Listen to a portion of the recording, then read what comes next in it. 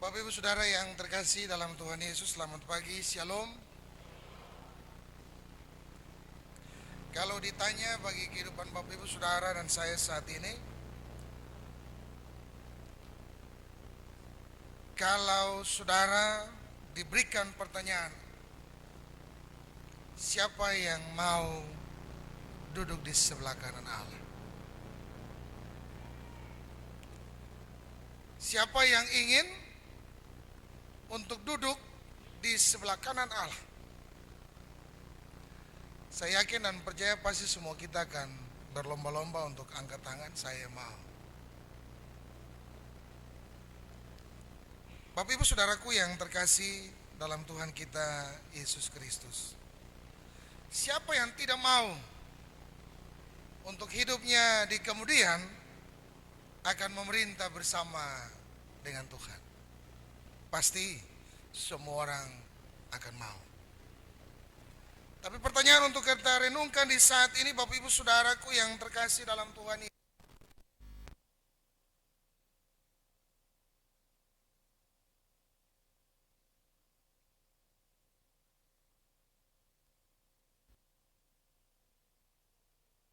seperti itu bagi kita.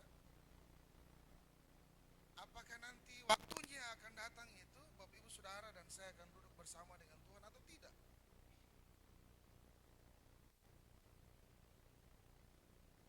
Dalam setiap kehidupan percaya kita, dalam iman kita akan berkata bahwa ya pasti waktunya saya akan duduk bersama dengan Tuhan.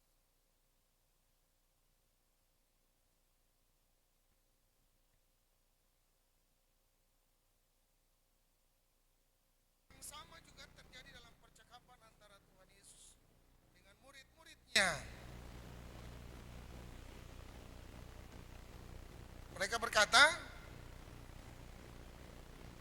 kalau kita baca pada bacaan kita saat ini, Yakobus dan Yohanes bertanya, "Guru, kami harap supaya engkau kiranya mengabulkan suatu permintaan kami." Jawabnya kepada mereka, "Apa yang kamu kehendaki, aku perbuat bagimu." Lalu kata mereka, "Perkenankanlah kami duduk dalam kemuliaanmu kelak, yang seorang lagi di sebelah kananmu dan yang seorang di sebelah kirimu." Bapak Ibu Saudaraku yang terkasih dalam Tuhan Yesus, betapa besar kerinduan dari murid-muridnya, terkhusus dua orang ini, untuk duduk satu di sebelah kanan, satu di sebelah kiri. Tapi Yesus menegur mereka dengan cara yang luar biasa, yang sama sekali tidak dibayangkan oleh murid-murid pada saat itu. Ketika terjadi dialog yang panjang, Tuhan Yesus bahkan bertanya bagi mereka,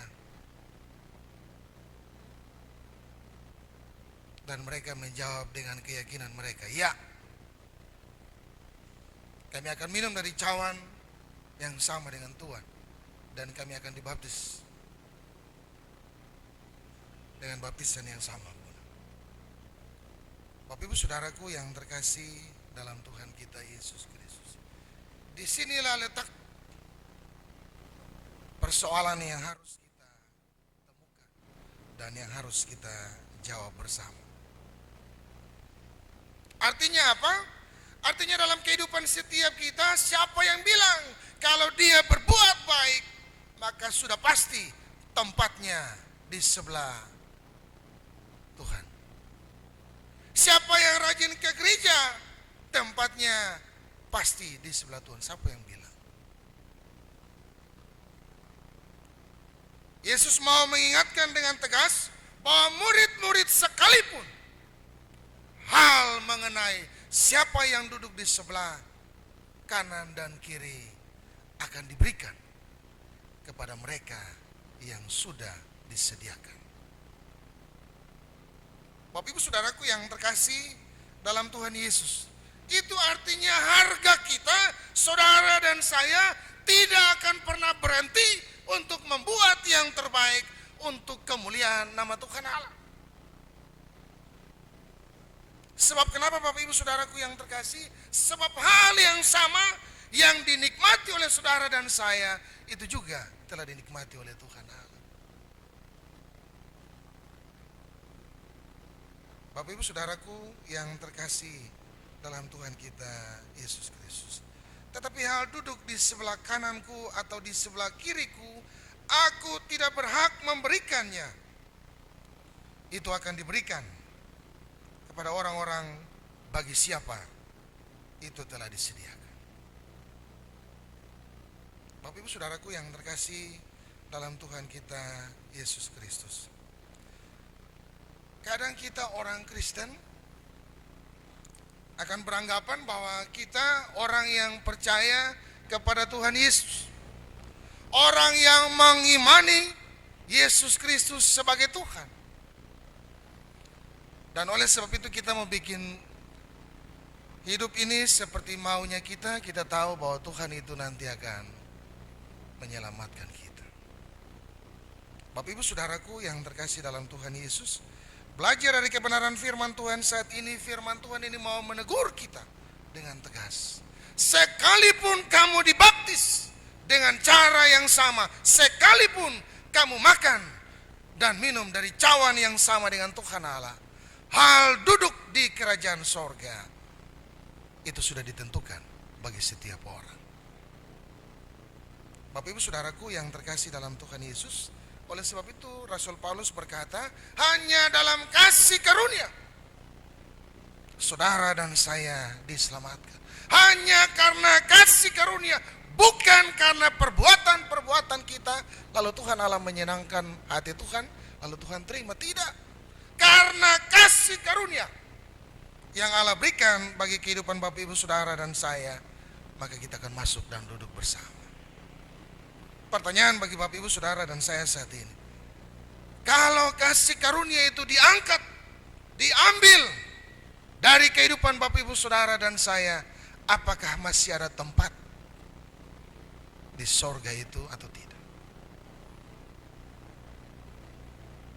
Apakah kasih karunia itu akan kita miliki terus dari waktu ke waktu? Tidak. Kasih karunia itu, anugerah itu akan diambil daripada kita ketika saudara dan saya tidak mampu memperlebahkannya untuk kemuliaan nama Tuhan. Bapak Ibu masih ingat cerita 1 talenta, 2 talenta, dan 5 talenta? Ketika saudara dan saya tidak mampu memperlebahkan kasih karunia Allah untuk kemuliaan namanya, maka karunia itu diangkat daripada kehidupan Bapak Ibu saudara dan saya. Jelas kita tidak punya tempat. Saya pernah di atas mimbar ini berkata, ada seorang teolog yang cukup terkenal dengan bukunya Urapan Roh Kudus, Benny Hinn. Betapa luar biasanya dia dalam berkhotbah, dalam menyembuhkan orang yang sakit.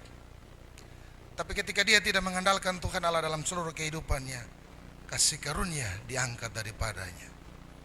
Dan pada saat dia ada di mimbar pemberitaan, sepatah kata pun tidak mampu dia keluarkan.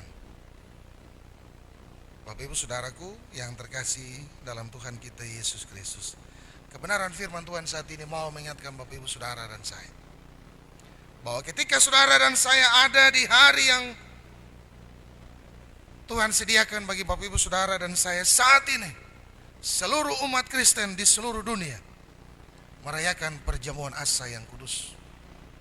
Kita duduk, makan dan minum sehidangan dengan Tuhan, makan dari tubuh dan darah Tuhan, yang artinya mau mengingatkan kehidupan Bapak Ibu saudara dan saya bahwa hidup kita ini tidak ada yang lain selain memberitakan kematian Tuhan sampai Ia datang pada kali yang kedua.